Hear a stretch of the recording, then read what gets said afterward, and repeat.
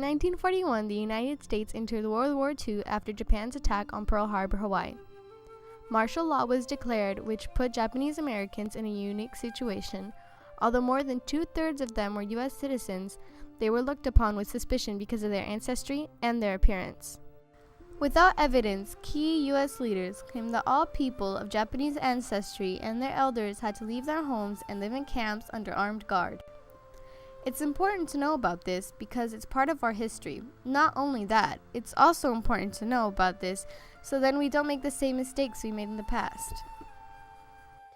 Jane Kurihara, the chairperson of the Hawaii Internment Education Committee at the center, explains what they do to preserve the memory of Hanauli'uli.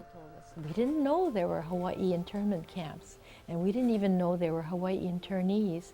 And at that point, as a Japanese cultural center trying to preserve the history of the Japanese in Hawaii, we were very afraid that we were going to lose this part of history because no one seemed to know where the camp was, or even that there were internees during that period.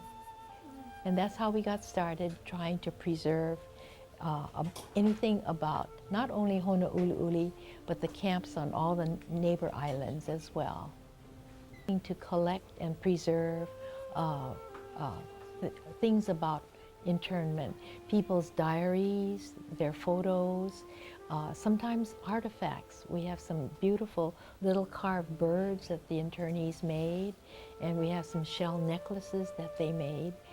To increase awareness, the center conducts pilgrimages for people who want to learn about the site. A pilgrimage is more like being able to go down to the site, the actual site, and to hear about the site, maybe stories about it, and have a program there too.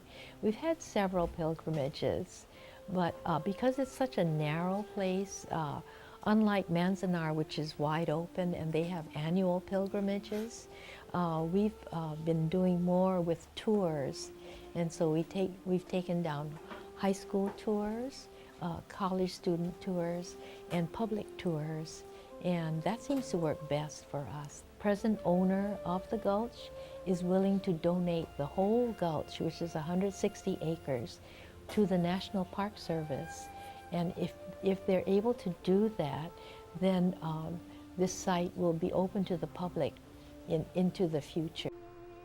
After the war had ended in 1945, internees returned to Hawaii to the little they had left. Reparations were not made until the 1990s, but despite the reparations and rebuilt lives, the memories still remain. We should continue to remember these camps so we don't repeat our mistakes and recognize the accomplishments of what the internees endured.